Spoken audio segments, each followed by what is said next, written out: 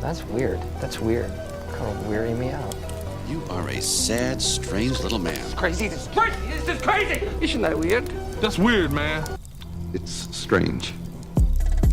What's up, campers? Welcome back to episode 97 of Camp Strange. I am your camp counselor, Alex Tobin.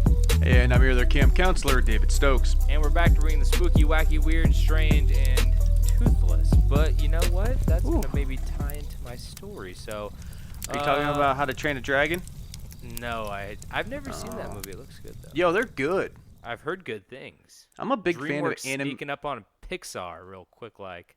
Yeah, I love animated kid movies, and those are good ones. Yeah, I think they had Wreck-It Ralph, too. That was another good one that DreamWorks did, No. Oh. No. Oh, okay. No. No. Seriously? Did you even watch the movie? There's a whole scene where they're talking to all the Disney princesses. What? Is Yeah. there?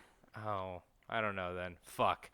Anyway, but before we get into our longer Uncultured story, swine. before we get into our longest stories, let's catch you up on any news. And I have a great news story right here. As Trump's former doctor hid vegetables in his food to help him lose weight, which is great. I want to know how that was done. I want the specifics of like what vegetables he snuck into what dish. I'll tell you right now. Well, apparently, yes. you know the Big Mac daddy loves a Big Mac. Of course. We've seen that before. I mean, in this article, there are pictures of him on his jet eating a bucket of KFC and, like, Big Macs. And he puts it on a plate. Who does that? What psychopath? Eat it out of the cardboard container like a sad person, like we all are when we're eating a Big Mac, okay? Well, do you remember when, I believe it was Clemson, the University of Clemson. Yeah, there's that picture's on here, too, with all the fucking Wendy's and the Big Macs and the... yeah. The government was on a shutdown after the Clemson Tigers won the NCAA national championship for football, and typically they invite the champions to the White House to meet the president every year. And while the government was shut down, he used that as an excuse to say, "Oh, we didn't have anybody to cook food, so we went and we bought like 800 Big Macs, like 4,000 chicken nuggets," and he like put them out.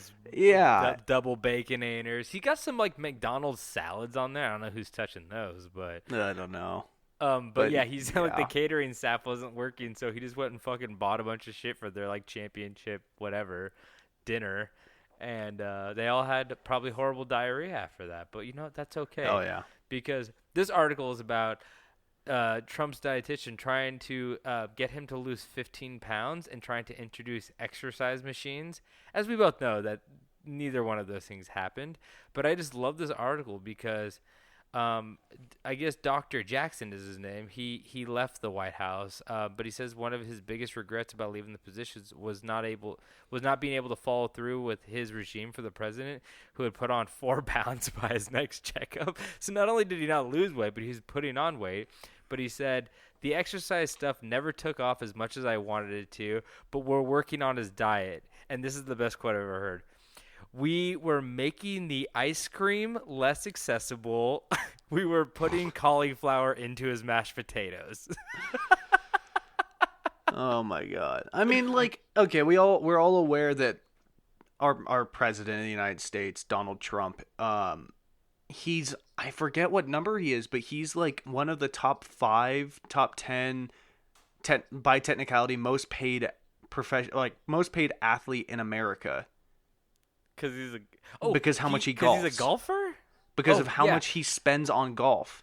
See, so just take away the golf cart. Make him just walk from hole to hole. That would make the biggest difference. I guarantee it. Another thing they wrote in this article is that he considers golf exercise. Not when you're using a golf cart. Do you know he's 6'3", 239 pounds? See, no, I knew he was tall. I didn't know his exact weight, and I would have expected it to be a little more than that. Yeah. They say he's dangerously close to obese, but you know what? Who's to say? He's 70. He's also 70, and they say he's like the oldest president in the White House, which is kind of interesting. But he's probably, I mean, he's got nothing on Taft. You know, Taft got stuck in a bathtub. He was so fat. But hey, let's get I'm down to get Trump in a bathtub and just see what happens, if you know what I mean. We'll introduce some Baconators in there and, like, I don't know. A little rubber ducky. I think we got with the Jack in the Box head on it. on our hands. But yeah, so I just thought that was really fucking funny that they had to hide vegetables. I'm surprised they might have also hid heartworm medicine in his mashed potatoes. Oh. We're not 100% sure, but you know. Thank you for reminding me. With it being July 2nd right now, I need to give my dog his heartworm medicine. So I got my next news story here, which is mystery Jeffrey Epstein statue found in downtown Albuquerque. What the fuck? Somebody built a statue? Yeah, and just put it up downtown next to City Hall. And it's metal? Yep, and it has a little description of his life on it, like a little plaque. Did it say he didn't kill himself? I'm scanning through it right now. No, but it is also it's not a positive statue. Okay. That's good. It's a negative one for sure. He was a rapist who died in prison, it says on it. Oh, okay, yeah. That's not a memorial statue. Okay, that makes a little bit more sense. I was gonna say why Albuquerque too, but you know, who knows? Good for you, Albuquerque. That's pretty interesting, though. I don't know. But also, like Jeffrey Epstein didn't kill himself. Do you remember all those Trump statues or the art things pop-ups that were like popping up, and it was just like him naked with a little penis? Do you remember that thing? Yeah, that was great. so much good art nowadays. You know, I love it. We're in a new renaissance of art. But I think one of them did pop up in New York. But speaking of New York, my second news article says Egg McMuffin rat is the newest fast food rodent star in New York. Egg McMuffin rat. Oh, I gotta Google this little bastard. Oh, it's a fucking fat ass rat, literally carrying an entire Egg McMuffin down the stairs of a New York subway. And so it's very similar to the pizza one, but just with an Egg McMuffin. Yeah. Oh my God. Yeah. So holy cow. I didn't want to say there's a rat and Trump had a lot in common, but they both could. I'll picture them both dragging some Egg McMuffins down the subway stairs every once in a while. You know. You know, that's just impressive just looking at the size of that rat compared to the size of that Egg McMuffin, because that's a big muffin. Yeah, I'm also surprised that, like, I can't really tell if the bottom piece of the bread is, like, staying together, or if it's just, like, so sticky that it's just, like, one cohesive Egg McMuffin, but, like, or if the rat's just holding the sandwich together. There's so many questions I have that need to be answered, and I don't know. I'm just loving... You know, even though these are trying times, we are making it work and we are thriving with our McMuffins. And, you know, you got to do what you got to do in order to survive. And this rat, you know, went to McDonald's, saved up his money, and purchased an Egg McMuffin legally. And, you know, I respect that. How much an Egg McMuffin run these days? Like $2? Well, how much in rat dollars? Yeah, well, I mean, you got to break it down because every cent is so much harder for a sewer rat to come by. I feel like cents are easy for them to come by. But like, of course, pennies. And that's a double entendre, too, because of, like, smells, you know? Mm-hmm. Just, like, a lot going on in this article, man, and, like, this conversation. Yeah. Who would have thought two intellectuals could have such a good conversation about Egg McMuffin rat? Well, we are men of science, and we are whiskey men. So I know this is a topic that we've discussed about avoiding, not because we should be avoiding it, but more of just to maybe give some entertainment to people that can avoid the whole coronavirus thing, just because it's just all what our lives circle around. So we've kind of avoided it just so then people can maybe forget about it. But this news story was too good to pass up. So coronavirus patient suffers hours-long erection due to blood clots in penis. What? That's a thing that can happen? I guess so. Is that you think it just hurt? I don't know. I don't want to know. That's fucking crazy. I guess out of all places to get a blood clot, I mean that's not good either. I guess. Yeah, well, the coronavirus is known to cause blood clots in up to a third of the patients. Oh my god. Which Well, I didn't know that. Me neither. I had not heard that yet. I mean, I guess better in the penis than the brain, but I say if you're gonna take my penis, might as well take my brain too. You know. Seriously. Just kill me. Just kill me. Oh. Just let the rats drag me down to the sewers. That's what I say. That's fucking crazy, though. Yeah. I don't know. Man. So, do you have another one? I've got one more. No, I'm out of stories. That's all. I only look up Egg McMuffin rat stories, and if there's none, there's no news. So I don't even know if this is a real news story. I just saw a post on Instagram while we were setting up because we had a lot of technical difficulties before recording today. And so I was looking at my Instagram account, and I saw a post that said, soaring temperatures are giving men summer penises. Doctors confirm the heat wave is having a positive effect on the size of male genitals. I've said that for so long. I stand by this. All my friends know back in high school that they are. I coined the term. I don't know if I coined this term, but there's good dick days and there's bad dick days, and every guy knows what this is. Where sometimes you go to like take a pee and you're like, oh, this is so sad. What happened here? It's all, it's all been itself. It's all head. It's kind of like purpled and discolored, and it looks like it was like they found it on a corpse and then sewed it onto you. You're like, what is going on here? What is this? Who stole my penis? And then there's some days where you're like, whoa, I wouldn't mind somebody coming up behind me and pulling my pants down at the Victoria's Secret model show, Hey. It looks good today. So, yeah, we call those good dick days and bad dick days. And, well, it's good dick season right now. So, it's great dick season. Out in the sun. It's just the opposite of shrinkage, like from the Seinfeld episode when... Exactly. Yeah. But there's also no one likes to talk about the bad side of good dick season, which is bad butt season. All of a sudden all of a sudden you got 3 cups of water coming out of your butt while you're sweating so much, and you're like, what is happening back here? You sit down for 2 seconds, you stand up, and if you're wearing khaki pants, everybody knows that you just peed out your butt. You're just so sweaty back there. I got something for you here. Hear me out. What? Tell me if you like it. How about thawed dongs? What the fuck are you talking about? They're nice and thawed out from the heat. They're looking good. Thaw dongs. Is that what's the dong? Like the penis? The thawed dongs? Yeah, it's thawed out. Oh, I thought you were trying to say nice and thawed warm. thongs. Thawed dongs. Okay. Oh, okay. So you're saying Would you put it on a shirt? Good dick season is like when you have like a good one, it's a thawed dong. Yeah. That's just, I don't know why, but I keep thinking that song, daw, daw, daw. You remember that song from like the 90s? But I just think thaw dongs. Oh, okay.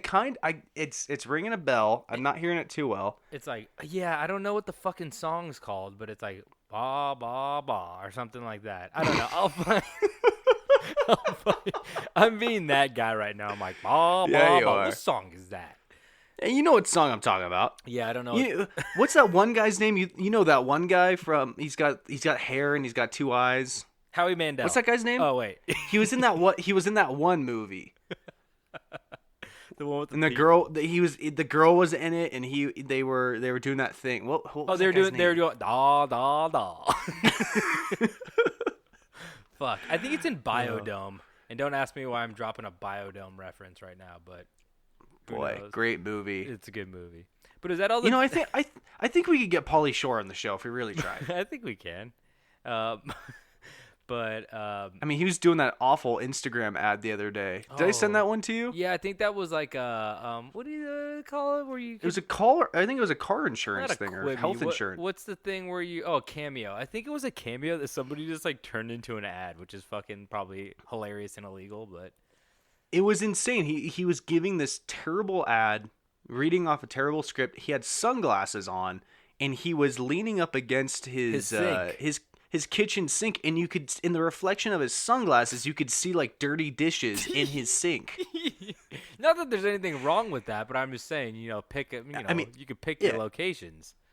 Everybody's got a dirty dish, but I mean, Mike, you're being paid to advertise something. Maybe just you don't. I'm not even saying you have to clean it. Just maybe move it. You know how you wouldn't have a dirty dish? If you were an adult and you ate your fucking Big Mac out of the cardboard encasing and didn't involve plates, Just Big throw it Macs, away.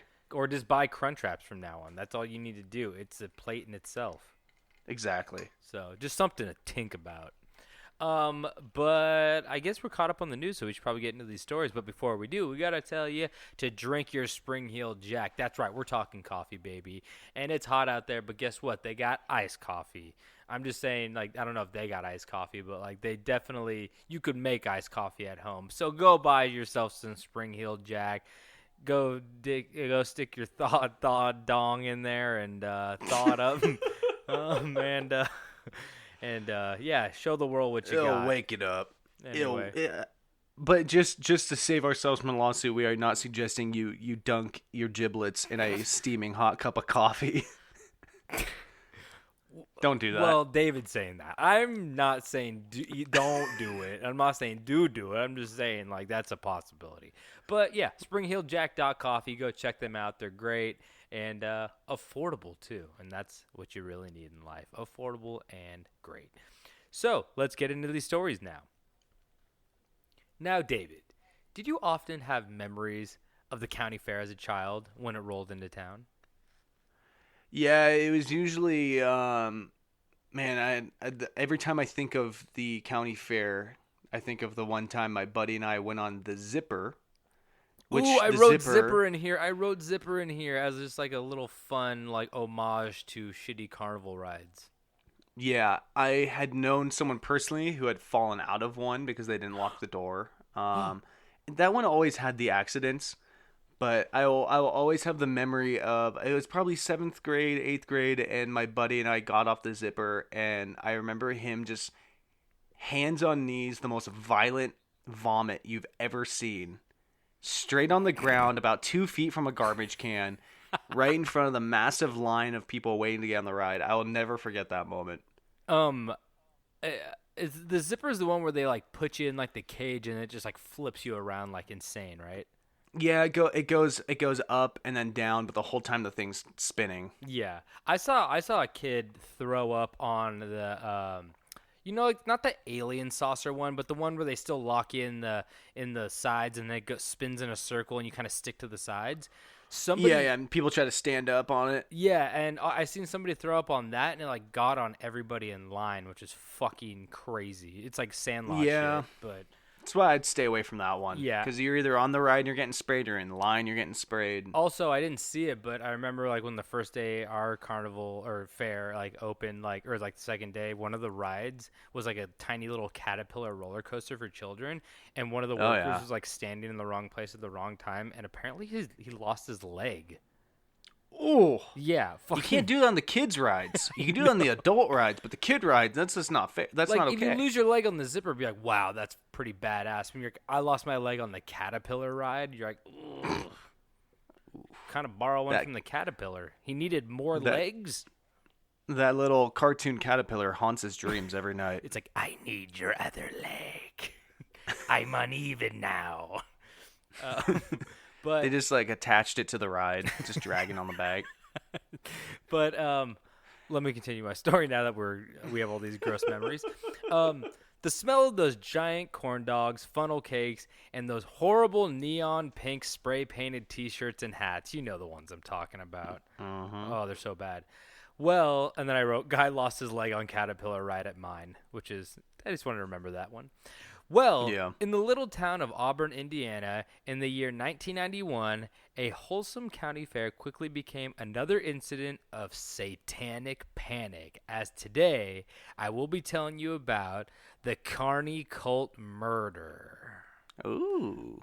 So, it was the fall of 1991 when the DeKalb County Free Fall Fair, a lot of F's, a lot of alliteration, rolled into the small town of Auburn, Indiana.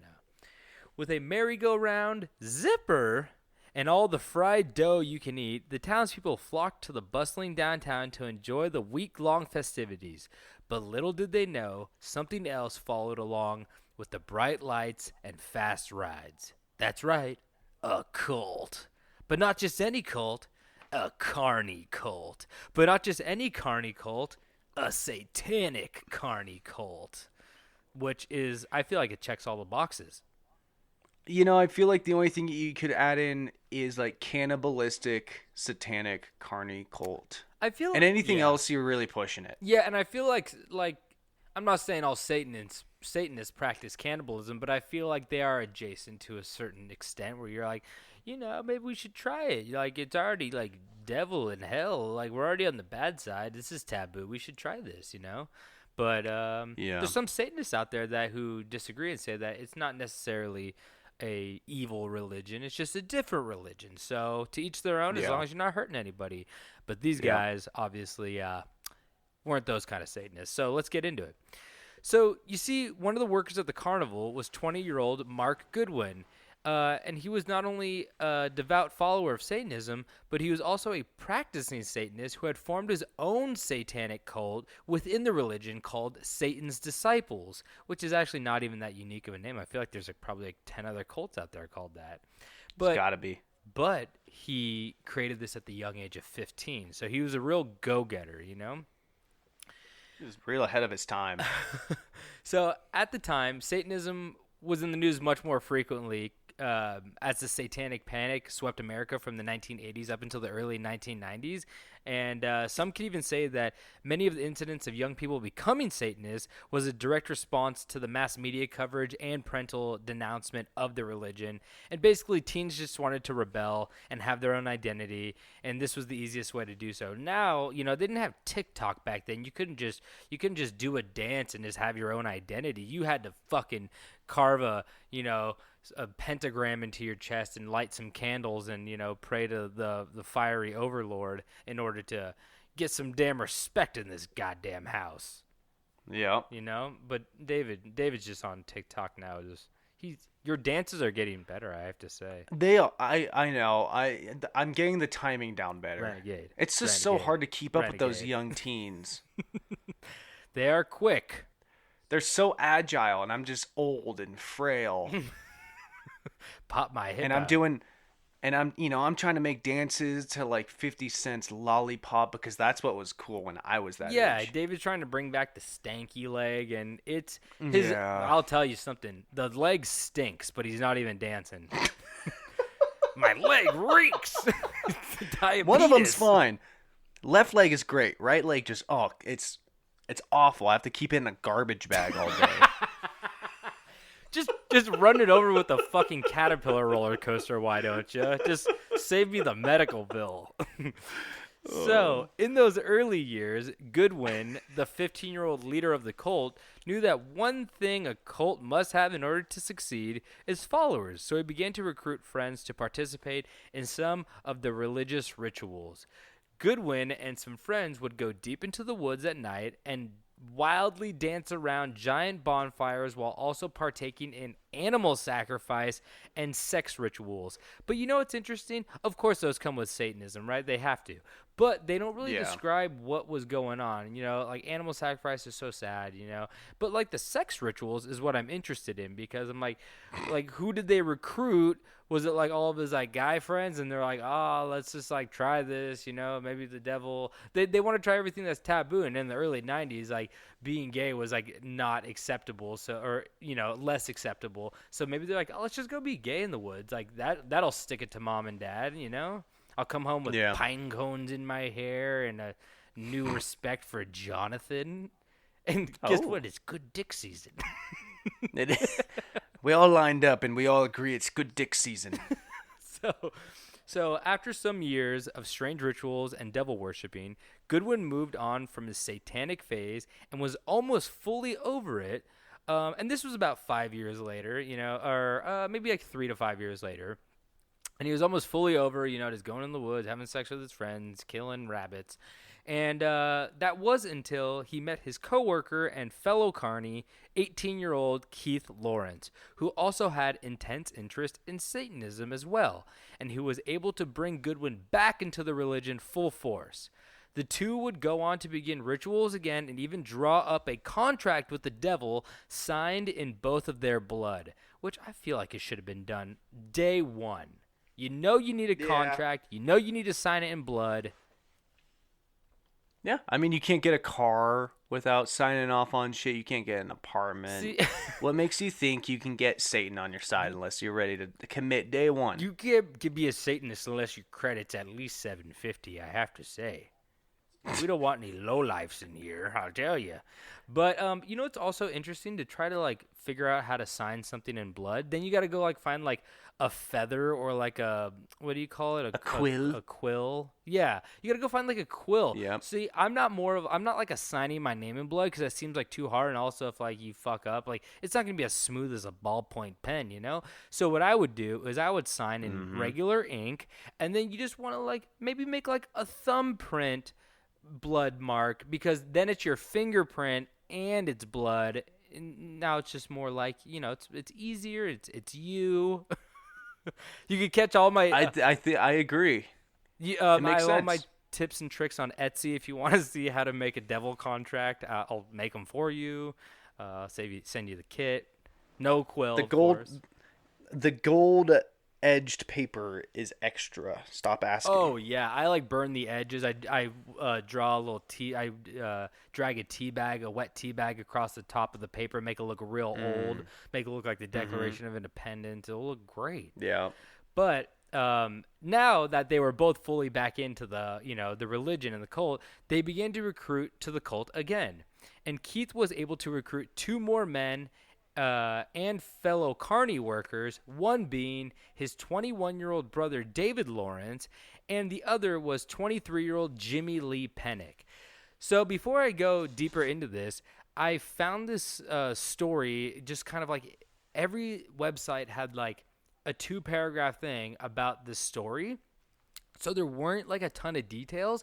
So I had to keep looking on different websites, and I eventually like found like court documents and like, you know, some details here and there that were like filling in some of the gaps. But like a lot of the things I don't fully know, because this isn't even like a super widely covered story. It was like almost more small town like story where like everybody in the town knew about it, but not that many people out of the town I feel like knew about it. So it's interesting. I feel like there could be like a full documentary on just like this murder, you know. It's very interesting. But so Mark Goodwin and Keith Lawrence were happy that they had recruited 2 more trustworthy adversaries they would be able to commit debauchery with. But there was one problem. You see, when word got around the carnival that a satanic cult was recruiting new members, and one carny was very interested in joining such a group, and his name was William Alt. See, Alt would pester the guys, begging them to join the cult, and although Alt was friendly with the guys, you know, he was like a coworker, he was friendly, whatever, they talked to him sometimes, for some reason, they did not trust him enough to join the cult, though. You know, they were like, we want to make sure people are, you know, if we're going to be killing rabbits, and maybe they just didn't find him attractive, you know? There's like, if we're going to go have sex with each other in the woods, might as well bring all the hot carnival workers. Which I understand. Slim pickings. That's an oxymoron sometimes, but you know. But there was a problem for Alt, and Alt's problem quickly became a problem for one of the other members, Jimmy Lee Pennick. So apparently Pennick had told Alt in passing that earlier in the year, Pennick had committed a murder in Fulton County, Ohio, and had gotten away with it. So they're in Indiana, I believe now. But, yeah, I guess, like, in weird conversation, you know, carnival conversation, you're like, I murdered. Someone's like, man, you murdered that balloon toss. And he's like, oh, that's not the only thing I murdered. I also murdered a guy in Fulton County, Ohio. And they're like, what? That's real crazy. Nonchalant. Very cool of you. So he told Alt about this. And Alt found this information extremely useful in order to apply pressure to the cult in order to solidify a new position within the gang. So basically, he was going to blackmail Pennick into being like, well, I know about your murder, so if you guys don't let me in the gang or the cult, I'm just going to tell somebody about your murder and get the cops involved, and then you're fucked. So they're like, fuck, like, what do we do? So the blackmailing by Alt made not only Pennick furious, but also his newfound brothers, who knew that Alt needed to be silenced in order for their cult to move forward. So they devised a plan. They figured that the best way to shut Alt up was to scare him with the religion, to the point where he did not want to join the cult anymore. So they decided to go for it. So basically what they wanted to do was, they knew this guy liked Satanism, and they're like, well, let's just make it like too intense where he's going to be like, you know what, I kind of want to back out. So it's not like them, you know, turning him away. It's him deciding, you know, maybe this isn't for me. So they're like, let's just like act crazy and blah, blah, blah. And then he'll back out real fast. So on September 25th, 1991, Brenda Ferguson, a friend, I don't know if she was also a fellow Carny, but she was a friend, she was asked to help Goodwin find a secluded place where they could initiate Alt into the Satanic Church. After the carnival closed for the evening, Ferguson, the woman, drove the 5 men to a secluded farm building and dropped them off. Alt was then asked to lie down on a door, which was being used as an altar, where he was then tied up and gagged. But Alt was still game, though. So if somebody's like, hey, we have to tie you up, I'd be like, I don't think I'm into the gang anymore. Yeah, but I guess it makes sense. You'd think, oh, this is just what they do with everybody kind of thing. You know, you are joining a satanic cult. Yeah, exactly. It's very punk rock. It's very like it's going to be scary. Like, you know what you're getting into. I trust these guys. Even though you just like basically threaten, like put a guy in prison for life. Like, I wouldn't trust. But like, this guy's also trying to join a satanic cult, and he's like a Carny. So I don't know like what, you know, his IQ's at right now. Not saying anything about Carny. It's just this guy in general. So Keith Lawrence then read an invocation to Satan, hoping that that would do the trick and scare Alt, but of course it also didn't. They then felt like they needed to up the stakes a little bit more, so using Keith Lawrence's knife, Pennick, you know, the murderer from Ohio, made a deep cut on Alt from his neck to his stomach. Oof. So I don't think it was like deep enough to like, you know, obviously kill him. I think he's I'm gonna cut you because like this is part of the ritual type thing. And Alt was like still in, so he cut him from his neck to his stomach. And Goodwin and the Lawrences, both Lawrence brothers, also made cuts on Alt's chest and abdomen in the form of an inverted cross. So as well as other cuts, I guess they cut him a little bit more, but he still thought like, oh, this is all part of it. This is what they all did. I'm just going to, you know, get a cut of an inverted cross. I think he just wanted to be in the group so bad that he was just like, yeah, you can cut me, which is really sad in itself, you know? This is where it becomes more intense. Pennick, the murderer, then asked Alt if he were ready to die. And when Alt answered, they didn't say whether he said yes or no. I'm guessing he was maybe gagged as well. But they did say gagged. But when Alt answered, Pennick slit his throat. Ooh. Yeah. That's one way I wouldn't want to go out. Big oof. I don't know if it's quick or not. I assume it's quick, but it's better than, you know, continually getting cut and whatever. But I feel like there were a lot of details left out, as we're about to find out, in the ritual. And I think they maybe tried to sanitize it up, just like in like most websites were just like, this is what happened. They cut him and, you know, then they slit his throat. But I did find like some of the court documents where they kind of got into more details in the courtroom. But I found some details that Pennick's previous murder back in Fulton County, Ohio, was also committed by slitting someone's throat with a knife, which is very interesting. That's kind of like his MO, and I guess he like was like comfortable with that. I don't know who the guy was, why he killed him. All they said that was he killed somebody in Fulton. I couldn't find it. Also, apparently, in the court documents I found online from the trial, Pennick stated that Goodwin tried to cut out the victim's heart before he died, and how the victim remained conscious throughout this and responded to questions. And I don't know if that was like Pennick trying to make Goodwin look worse or whatnot, but Yeah. it's fucking crazy to think like the whole torture aspect was like a big part in the trial of trying to figure out whether he did torture him, because you would definitely get more time for that. So it was, trying to divert blame and stuff.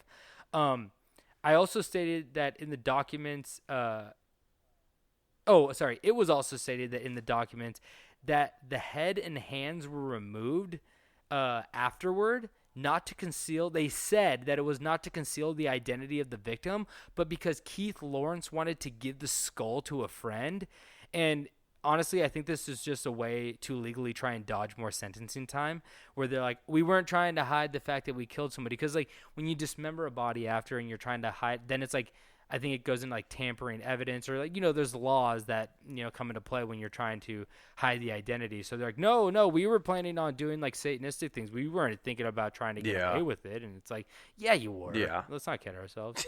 So Yeah, you weren't going to turn yourself in. yeah, exactly. So Pennick, Goodwin, and Keith Lawrence, surprisingly, I don't think the other Lawrence brother had as much to do with it, but he still obviously was there. But Pennick, Goodwin, and Keith Lawrence cut off Alt's head and hands and attempted to burn them, and then buried the remaining body in a field.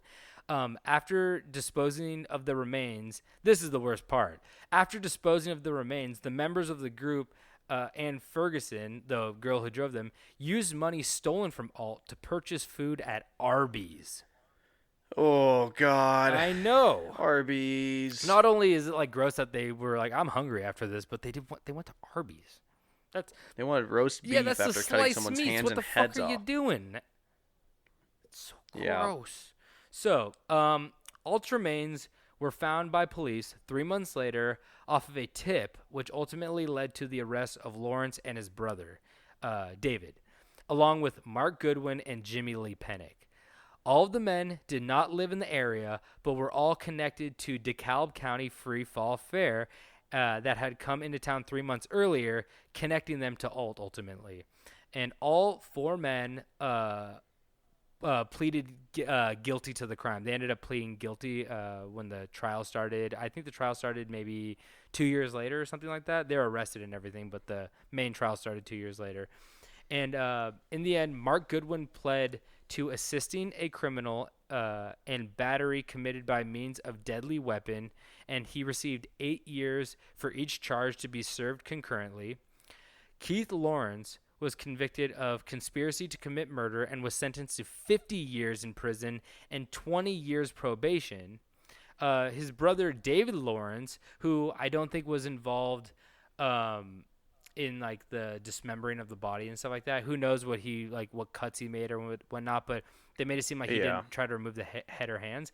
His brother David Lawrence was sentenced to 8 years on a charge of assisting a criminal, and accused killer Jimmy Lee Pennick received 60 years for the murder of Alt, and this 60 years is not actually including the Ohio murder charge, and they said they wanted those to run consecutively, but his lawyers are trying to be like, I think you should serve him at the same time. And then they're like, no, after he's done with the 60 years or 30, 20 years, depending. I know they cut time in half if you're good behavior. But then they're like, then we're going to add the other charge after you're done with that sentence. So I don't know what ended up happening. I know they're still trying to contest it. I think he was denied parole in 95, but I haven't seen any more information. He's obviously still in prison and whatnot.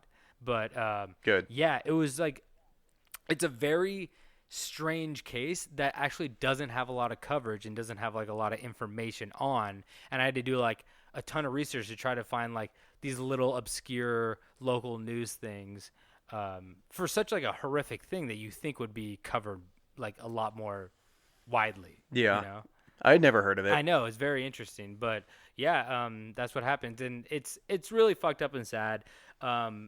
Especially because in the court hearings, the guys, they like felt bad about it. They're like, oh, like Alt was like a good guy. I think they just like kind of went too far, mob mentality things. But the mom was like, what the fuck do you want me to like forgive you? Like that's not gonna happen. Like you guys killed him and blah blah blah. So, which I agree with her. They deserve to be in prison, you know, for the rest of your life, or at least for the majority for doing something like that heinous. But like, Yeah. you know how teenagers are, though. You know, Oh, yeah. they're crazy. I tell you.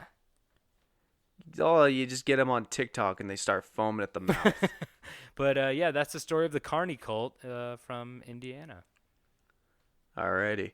Well, I guess I'll start my story, which actually has to do a little bit with TikTok itself. Ooh. Yeah. So today I want to talk about a new app that has taken the social media world by storm. Highly publicized by users of TikTok, Instagram, and Reddit. This app is named Randonautica. I've never heard of that. Really? I figured you would have. But what is Randonautica or Randomnautica? This is an app. The description of the app says this, and it's in essence, Randonautica is an app that encourages you to get out and explore your local area. It does this by giving you a randomized set of coordinates and asks you to go out with a purpose in mind. This can be anything big or small, like finding something unexpected or the answer to something that has been bugging you. Once you return from your trip, you are encouraged to share what you stumbled across on the game's forum. Interesting. So it's like they send you just like random coordinates, or do they know what the place is before like you get there? I think it's pretty random. So the idea of this app is it's like a mapping app, and you start the app by mentally projecting what it is that you're looking for in your journey. Whoa. So people think of all kind of things from state of minds like happiness, or they can think of something like a dog, and the app will provide you with a coordinate on a map that is relatively close to you, and you have to explore the world to find the exact provided like coordinates and what you're looking for. Wait, you don't just like think of the thing. You have to like type it into the app, right? So you're like happiness or like animals, and then they'll send you somewhere, right? Yeah, you have to type it in, and then you have to like think about it. I get into it a little bit more. That's so weird. So it's almost like a geocache. You know what those are? It's a lot like geocaching. Yeah, but like this could bring you to I love animals, and they just bring you to a slaughterhouse. Yeah. So I actually tested the app out and downloaded it, and the app looks so sketchy. Like the whole interface of it looks so sketchy. It looks like an old website from like the 90s. And the app provides information about the idea and the concept of the app, obviously. Mm-hmm. And the app also provides what they call the 9 tenets of randonauts. The people that use it call themselves randonauts. Ooh. And yeah, tenets meaning, a principle or belief, especially one of the main principles of a religion or philosophy. Sorry. I typoed it. I was typing fast. But like, sounds like we got two cults on our hands. I got a Carny Cult, and you got some Randonauts. Random cult. Random. Yeah. Random. So these are the 9 tenets. Number 1 is seeing in the dark. And that's defined as dedication to exploring the uncertainty and blind spots of the world around us. Because a lot of people think that like so you can find metaphor. like... Yeah, people like have like responded saying they found like a glitch in the Matrix, and it's like it'll be like a house that has like, or like a building that has like a perfect awning and a staircase and like just like a brick wall with no door on it. Oh, interesting. Okay. Yeah. So the next one is venture with mindfulness, and that says paying attention, practicing safety, and situational awareness. The next one is be sincere. Show compassion and willingness to undergo oneself and the community. The next one is high vibes intent, which is be luminous in though and strive to radiate a positive mindset. It's kind of interesting. These are like very much like this is like a religion commandments type thing, even though it's an app, but like the religion is based off of like exploring new things, which is like it's good. Yeah. And I'm all for it, but like it is also weird when somebody gives you like commandments or like a credo to live by or something like that. You know, it's like, oh, okay, this is more than an app. Yeah. And the next one is value inner life, appreciation towards the self as the catalyst for an effort on external environment. It's kind of a mouthful of big confusing words. It confused me. The next one is bridge cultural gaps, which is share experiences to assist in understanding the beauty of shared global consciousness. Okay.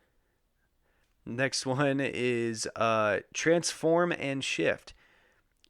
Curiously, the theory of quantum randomization and the possibility to change a life path or shift into a new, better space and time. Okay, now we're getting some sci-fi. It's kind of got a little bit of everything, you know? Yeah. This is my favorite out of the 9 tenets. Bring a trash bag, be respectful of the environment, and always leave the place you traveled to better than it was before. Oh. See, we got a little, that's interesting. We got a little, like, we got some spiritual going on there. We got some environmental going on there. We got some social going on there. You know, like, be kind to your neighbors, be aware of our feelings, be aware of nature. Not a bad idea. Yeah. And this is, I get to see, like, the Chinese dictator typing this out as, like, he's tracking our phones. Yeah. So the next one is synchronicity, which is diving into randomness to find connections and meanings for both the individual and the community, using serendipitous occurrences to guide you on your path. Okay, does it look like there's some fate involved, maybe, you know? Yeah. So the app also provides some quick pro tips. These pro tips are randonauts with a precise. It says randonaut with precise mindset. So it's like keep your mind towards like a goal. Mm-hmm. Again, the next one, bring a trash bag to help the environment. If you normally wouldn't go on an adventure alone, go with a friend or a group, which is safe. I like that. Yeah. Because you are going like into weird random places. Randonauting is best done as a daytime activity, which is also good and safe. Always randonaut with a charged phone. Oh, okay. Smart. I mean, I would never just leave the house without a Maybe charged phone. tell you know? somebody where your location is just in case. Exactly. Use situational awareness. Be respectful of property owners, never trespass, and do not go into dangerous areas. So a lot of the pro tips sound more like a, hey, don't get a suit and be safe kind of thing. But I can't blame them for trying that. I have a question. Do you think that they brought the trash bag because randonauts also suffer from your leg syndrome? Probably. They're like, if took me a minute to understand what you're trying to say. You know, some randonauts might have the stanky leg, no dance included. Wrap that shit in a Glade Febreze bag. Lavender scent, please. I only fuck with lavender scent, boy. So after but okay, I don't want to go on a little side tangent. If you guys aren't about the scented trash bags yet, give it a shot. Because those make such a difference. It really is so nice. It is smart. I've never gone back. I did it once. I've never gone back. I always go scented trash bags. You know what's interesting though? I'm so pro scented trash bag, and I'm so anti scented toilet paper. That's a thing? Yeah, like I think it's not as big of a thing I feel like now that burn. because now people kind of realize that like if you're putting, something like so close to your butthole, it should probably be like as natural as it can your butthole it can be. But I just remember like in the 90s, I would go to like people's houses and I walk in their bathroom and I smell their toilet paper and I'd be like, oh my god. No, but like yeah, I don't think I don't think I ever ran into scented toilet paper. I just think most people don't really realize it because, like, a bathroom sometimes smells like it or something. But, like, they did or still do make scented toilet paper to a certain extent. Okay. But I don't like that. It's just like spraying perfume in your butthole or something, which stings. Which I've done all the time. It stings. Oh, it hurts. Stingy. And then you get a rash, and then that summertime butthole's way worse. Summertime sadness. Yeah. That's what that song's about. So on the app, after you confirm your location, you simply just type in a word.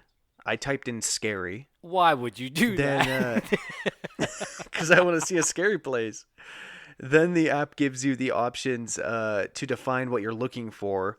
A message pops up and says, "Let's search. What would you like to get?"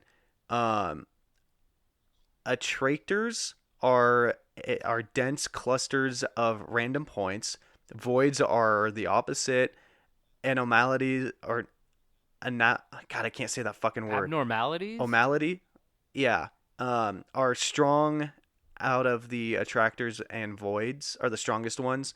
So it gives you a choice between the three of, like, how intense you want your journey to be. Kind of scary that one of them is called a void. Yeah.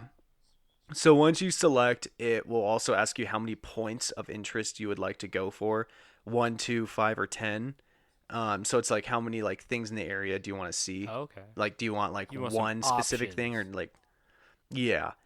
So once you figure that out, once the app figures out where you are, it'll give you an option of a map app to guide you. So it works with different apps. So you like your Apple Maps, you can use that. If Okay. you like Google Maps, you can use that. So we did it. My friends Jared from episode 4, Alec from episode 51, and Alec's girlfriend Emily, who are visiting me right now, we punched it in for scary sightings and set out to find what was so damn spooky in the area. Unfortunately, the coordinates it hit us with was on a spot that was off the side of a narrow highway with nowhere to pull off or turn around. So we just kind of drove by it, and, like, we all, like, looked, and we're like, oh, yeah, that might be it. Do you think that they're trying So to we didn't make really it have a way- spooky because they're trying to kill you? It's So, like, possible. drive into this tree and then haunt the tree forever. It's spooky now. Yeah. Yeah, unfortunately, the only thing we could do was speculate on how creepy whatever it was beyond our sight was, but mostly we found disappointment. It did point, so the spot that we looked, there was, like, 2 big mountains, and then there was, like, this set of trees that kind of, like, went in between it, and it got, like, dense in between it. So I'm guessing it was something that was, like, in the trees. Ooh. But again, we really did not have an option to, and, like, this highway, like, freeway, whatever, there's nowhere to turn around. It's a very long, winding road with, like, cars on it, so we didn't really have much of an option. Like, we couldn't have, like, taken the next exit and walked in. It was, like, miles away till the next turn Yeah, off. that makes sense. But we are not a good example because there have been some huge findings while doing this. Now, this is a huge story at the moment. This is, like, probably one of the more recent stories we've done on this podcast. Typically, we do, like, things that are, like, well in the past, but this is, like, going on right now. Mm-hmm. So a viral TikTok was posted by a user named Ugh Henry, and what they discovered would hit massive news outlets around the world. So the TikTok video shows 2 teenage girls and the uploader who's holding the camera, who I'm gonna guess was Henry, Ugh Henry, and using the app to discover something interesting.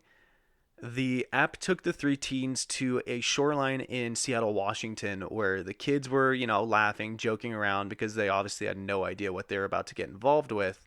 The 3 spotted a black suitcase, or not a suitcase, like Duffel bag? like what you travel with. Like, it was more like, the typical thing you take to the airport. Like luggage. Yeah, it was like luggage, like black luggage. All right. That had washed up onto the rocks from the ocean. What the fuck? And it was right where the thing led them to. and the teens were joking around about maybe the suitcase was filled with money or wealth, and we're all excited. But it wasn't. It wasn't filled with money. Oh, how many And, legs the teens were got- in there? How many fucking stinky legs?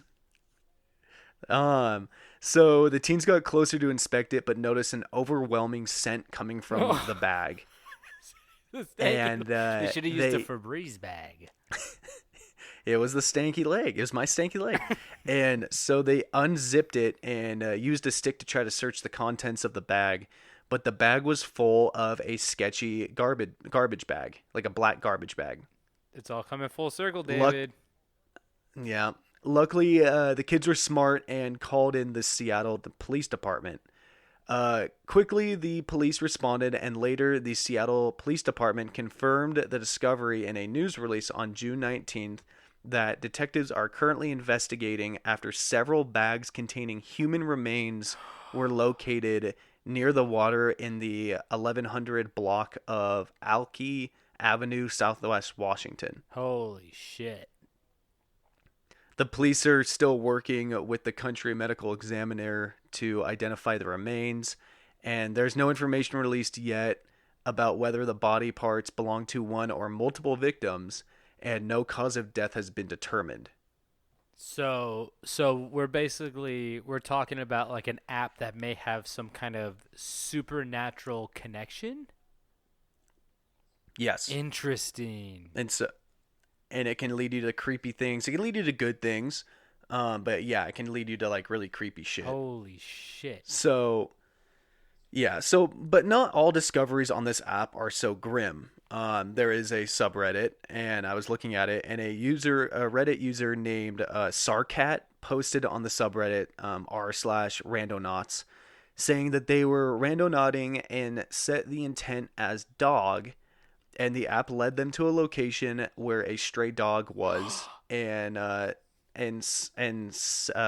Sakart, whatever their name was, took home a new buddy. So they found a stray dog and adopted it. Interesting. Yeah. Another user named A Pretty Narwhal had set their intent as Shrek and was led to a small swamp.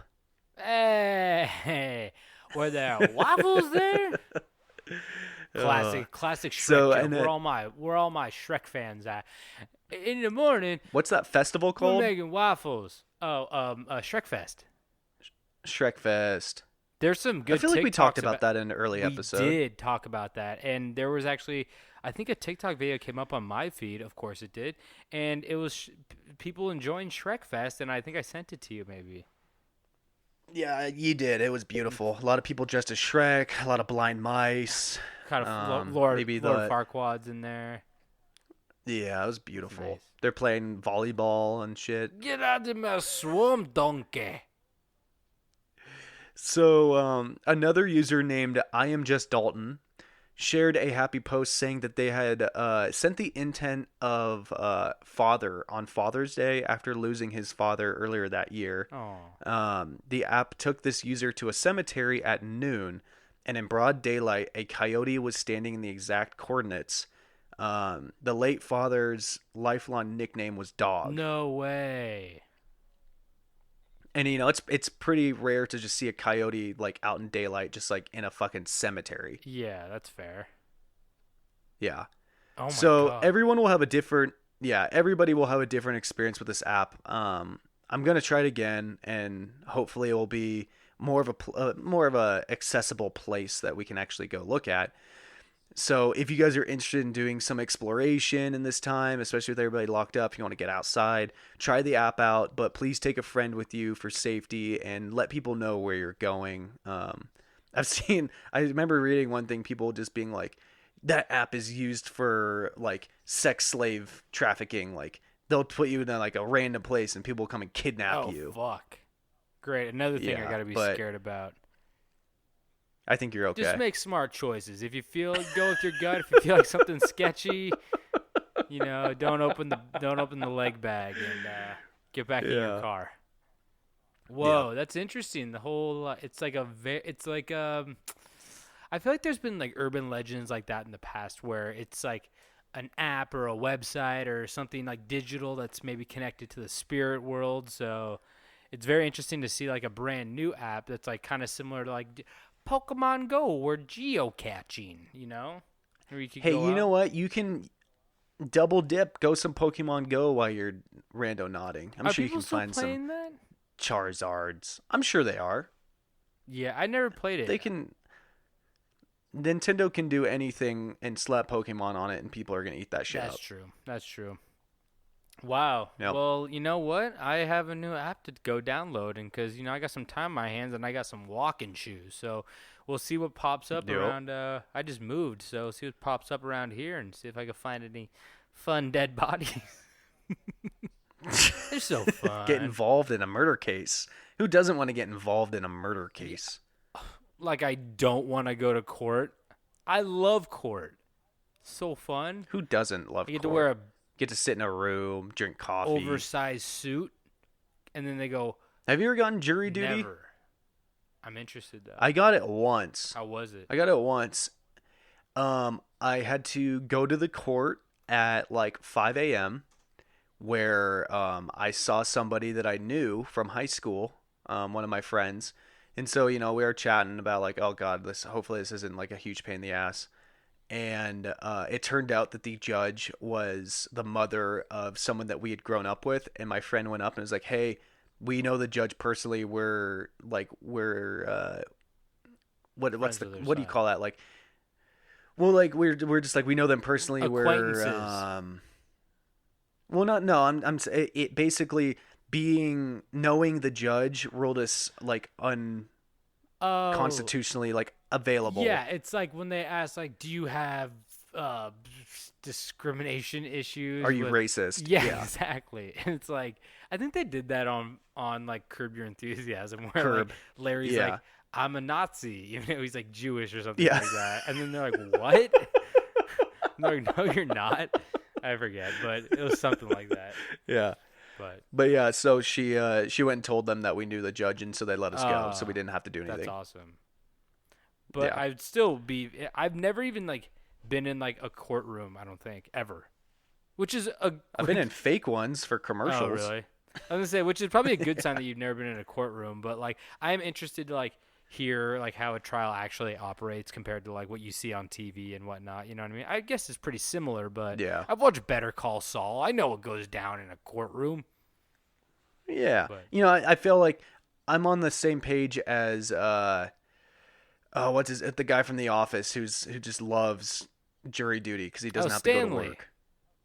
Yeah, I feel like nowadays I'd be on a Stanley vibe where it's just like, oh, I have a reason to not have to do anything. It's like I get sign me paid up. time off and to sit in an air-conditioned room with free lunch. Like I've been trying to get jury duty ever since I was 25 or something like that. Yeah.